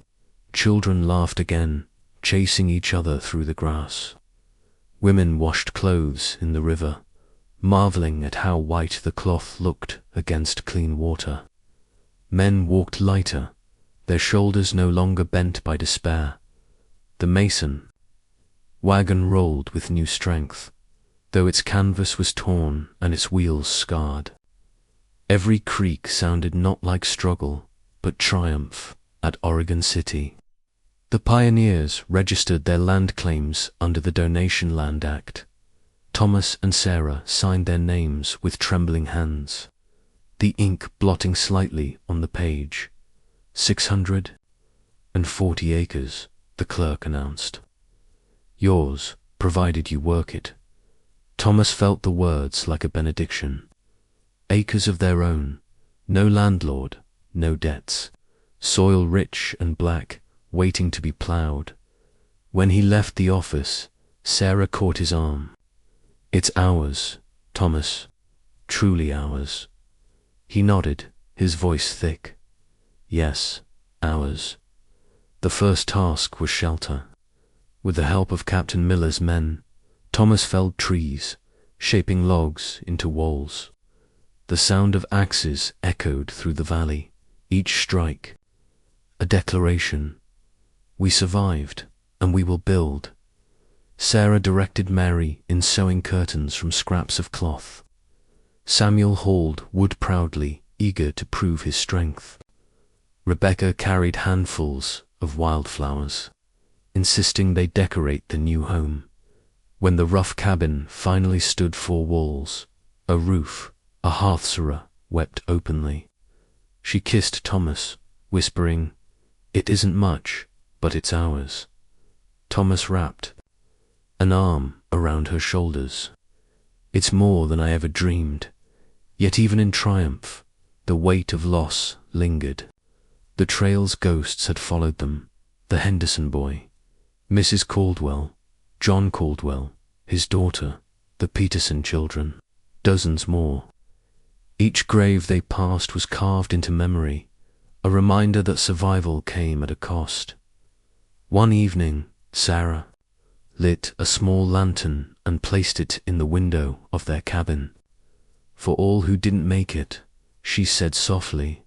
Mary added quietly, "We live for them too." Thomas bowed his head, whispering a prayer for the dead, for those whose bones lay in shallow graves scattered from Missouri to Oregon. The Masons were not the same family who had left Illinois. Thomas, once a weary farmer, now carried the hardness of a man who had defied rivers, storms, and hunger. His silence was deeper, but so was his strength. Sarah, once cautious, now stood as fierce protector and unyielding mother. Her hands were scarred, her body thin, but her spirit shone brighter than ever. Mary was no longer just a curious girl. She had seen death, carried burdens, sung hymns for the dying. She would never again look at the world as a child. Samuel had lost his innocence, but gained resilience. He no longer boasted of hunting buffalo, but spoke instead of building barns, planting wheat and protecting his sisters. Rebecca, fragile and young, had survived sickness, storms, hunger. Her small laugh carried the weight of a miracle. They had been broken down, tested, stripped of all comfort. But what remained was stronger, harder, and more determined. By the following spring, seeds sprouted in dark Oregon soil. Wheat rose, green, and strong beans climbed poles. Corn stretched tall. The land gave freely, as promised. Thomas stood in the field one morning, his hands brushing the stalks. He thought of the barren Illinois farm, of soil that had betrayed him. He thought of the endless trail that had nearly killed them. And he thought of this place where life sprang up with abundance. Sarah joined him, her apron full of beans. It's only the beginning, she said, smiling faintly. Thomas nodded. Yes, the beginning. The surviving Caldwell daughter, still living with the Masons, grew like one of Sarah's own. She called Sarah Mama without hesitation, clung to Mary. As a sister, shadowed Samuel like a brother. One evening, she asked Thomas quietly, "Will I stay with you always?" Thomas placed a hand on her shoulder, his voice low. "Always, you are ours now." And in that moment, grief gave way to something new, chosen family, that winter. As snow fell gently outside their cabin, Thomas sat by the fire with Sarah. The children slept in blankets near the hearth, their faces peaceful at last. "Do you regret it?" Sarah asked softly. "Leaving Illinois, risking it all?" Thomas shook his head. "No, not for a moment. We lost much, but we gained more. The trail broke us, but it also remade us." Sarah leaned against him, her eyes closing. "Then let us never forget." "We won't," he promised. "The trail is in us now, forever." The Oregon Trail had demanded everything's strength, sacrifice, loved ones, innocence. It had given nothing easily, but at its end it gave land, it gave freedom, it gave renewal. The Masons had left Illinois as a struggling farm family. They arrived in Oregon as pioneers, scarred but unbowed, ready to build a life from the ashes of loss. And as spring flowers bloomed outside their cabin, Sarah whispered to her children, "We are home." The Masons had survived from Independence, Missouri, to the Willamette Valley. They had walked more than 2,000 miles across rivers, plains, deserts, and mountains. They had buried strangers, comforted orphans, traded with natives, and fought hunger, disease, storms, and despair. They had begun their journey as a farm family with little more than hope. They had ended it as something else entirely, pioneers, hardened and transformed. But they were not alone. Nearly 500,000 men, women, and children made that same journey between 1840 and 1860, and for 1 in 10, the journey ended not in Oregon, but in a shallow grave along the trail. 30,000 bodies, covered by stones or prairie grass, still lie scattered across the land. That is the true story of the Oregon Trail. Not romance, not adventure. Survival. Every step westward had been bought with sacrifice. A wagon wheel broken here, a barrel of flour lost there, an oxen slaughtered, a quilt abandoned, a family heirloom tossed aside to lighten the load. And when possessions no longer sufficed, the trail demanded more. A neighbor, a child, a spouse. The Masons had seen it firsthand. The Caldwell family torn apart, the Petersons burying their baby, the Dawsons losing everything in fire, the Carters swept by rivers. And yet they had also seen resilience, the way strangers became kin, how grief forged community, how even in tragedy there could be kindness. The Oregon Trail was not just a path to land. It was a crucible that burned away weakness, leaving behind only endurance, grit, and faith. The Masons themselves were proof of that transformation.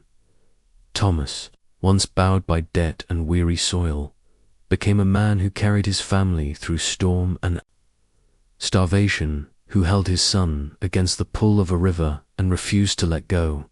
Sarah, who once feared the unknown, became a mother who traded heirlooms for food, who boiled water endlessly to keep cholera at bay, who sang hymns through tears to lull her children in blizzards. Mary, who once dreamed of tall trees, now understood death and survival. Her hymnal held not just prayers but names of the lost. Her child's hand transformed into a chronicler's pen.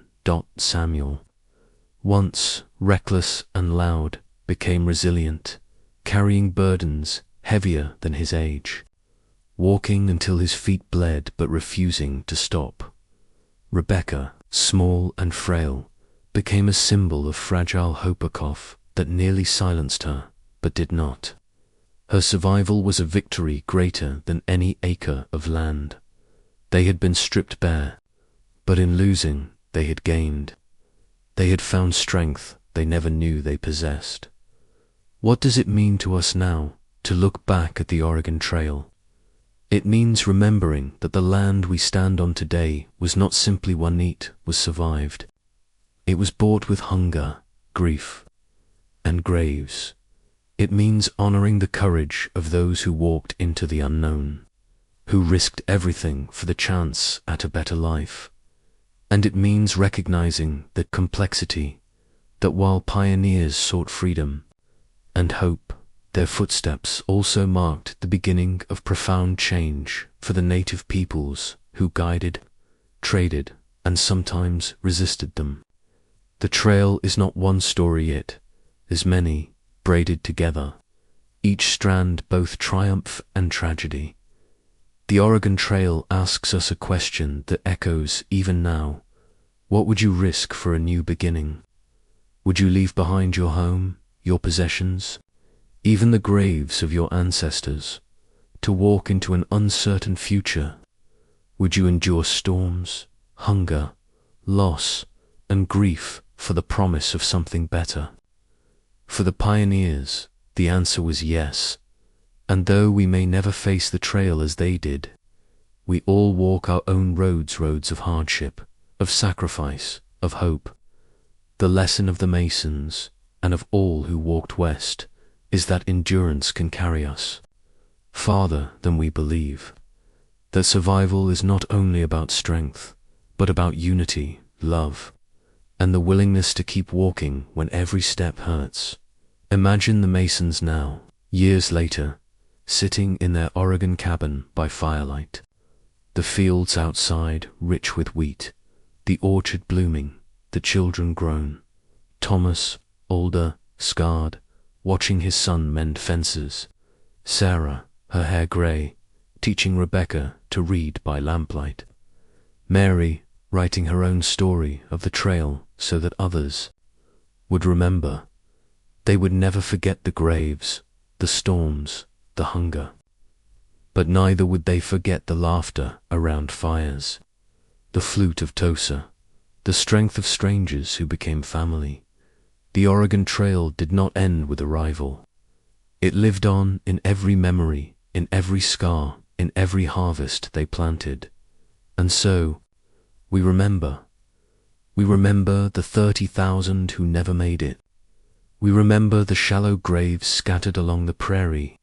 We remember the courage of families like the Masons who dared to walk west into the unknown.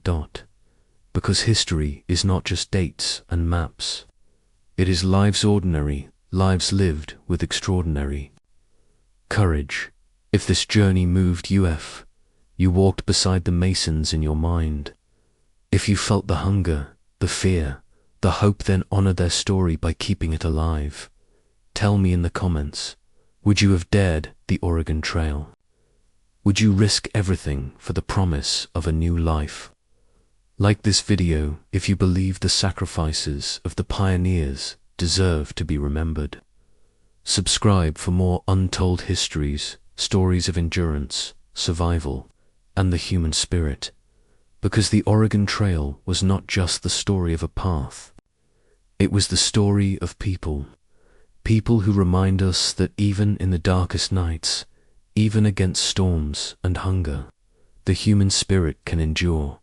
And as the firelight fades, as the wagons vanish into memory, one truth remains.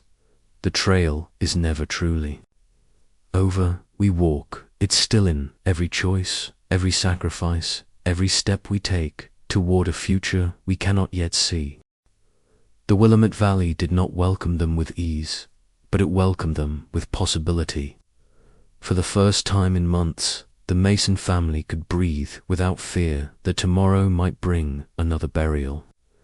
The soil was rich, dark, alive beneath Thomas Mason's hands. When he sank a plough blade into it, he felt the difference instantly. This was not the tired, cracked dirt of Illinois. This was land that wanted to give back. Sarah wept the first time beans sprouted in neat rows outside their rough-hewn cabin. They were small, fragile shoots, but to her they were a promise kept. Every seed was an answer to a prayer whispered on the trail. Every green sprout was a whisper that their children might finally know full stomachs, safe nights, and a roof that did not flap in the storm. The cabin itself was little more than logs, notched together, chinked with mud, and topped with a rough roof. But to the Masons it was a palace. Rebecca carried wild flowers and placed them by the door as if they were rare treasures. Samuel carved their initials into the lintel beam with the same knife he had carried across the plains. Mary, now on the edge of womanhood, wrote in her hymn, "At last, a place to rest." But rest was not easy. The land was fertile, yes, but it demanded labor as relentless as the trail itself. Thomas rose before the sun, his body still aching from old wounds, and miles walked. Sarah cooked over open fire, scrubbed clothes by hand, and tried to stretch what little flour remained until their first harvest. The children learned quickly to fetch water, to mend tools, to keep the oxen fed and healthy. At night, when lanterns flickered in the small cabin, they remembered the journey. They spoke the names of those who had not lived to see Oregon: the Caldwell girl, Mrs. Peterson, the Henderson boy. Sarah whispered each name like a prayer, as if memory itself was an act of defiance against forgetting. The Masons were not alone in the valley. The 20 families who had begun the journey together did not scatter entirely. Some settled within sight of one another's chimneys. Others pushed further north or south, but the bonds of the trail were not easily broken. They were bound not by blood, but by shared graves, shared hunger, shared storms survived. Captain Miller, older now, took his claim near a riverbank. Harper, the trail guide who had carried them through mountain passes, stayed only long enough to see them safe, then vanished westward again. The man seemed built for motion, not settlement. But the Masons remembered him as the one who had brought them through when hope faltered. In those early years, survival still hung by a thread. Harvests failed, winters cut hard. Wolves and cougars prowled the forests, and yet there was laughter too. Children ran free in meadows. Families sang hymns together in cabins when storms rattled the roofs. At weddings and births, they remembered that life did not only take, it also gave.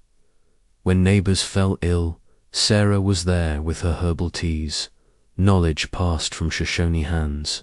When fences broke, Thomas was the first to bring tools. They had learned on the trail that no one survived alone, and they would not forget it here. Mary grew into a young woman shaped by hardship. She had seen too much death to carry illusions, but she also carried an ember of hope that would not be smothered. She spoke often of becoming a teacher, of giving children in Oregon what she had almost been denied a chance to learn in peace. Her hymnal, filled with notes and memories, became her diary of survival and her textbook for others. Samuel remained bold, too bold at times. He tested boundaries, rode horses bareback across open fields, and once nearly drowned trying to ford a creek alone. But his recklessness was tempered by the memory of the trail. He knew what hunger looked like. He knew how fragile life was. Beneath his wild energy lay a loyalty to family that ran bone-dash deep. Rebecca, the youngest, never forgot her rag doll. She carried it long after it was frayed and stitched beyond recognition. For her, it was not just cloth, it was the shield that had stood between her and the storms, the graveyards, the hunger. As she grew, she carried with her a quiet strength. Small and fragile as a child, she became the one who listened most deeply, who felt grief and joy in equal measure, and who reminded her family of gentleness in a world too often harsh. Dot and Thomas and Sarah. They aged faster than they should have, bodies worn by miles and storms, but their spirits grew iron strong. Their love, tested on the trail, stretched by grief and hunger, did not break. In Oregon, it became their anchor. So when we remember the Oregon Trail, we must remember it as the Masons lived it, not as myth, but as memory, not as romance, but as reality, not as a story of heroes, but as a story of ordinary people remade by extraordinary hardship. They walked for their children. They walked for land that might one day be theirs. They walked because turning back was death, and going forward was the only hope. And in the end, though scarred, though changed, they arrived, they endured, they began again. The Oregon Trail was not the end of their story. It was the crucible that forged it.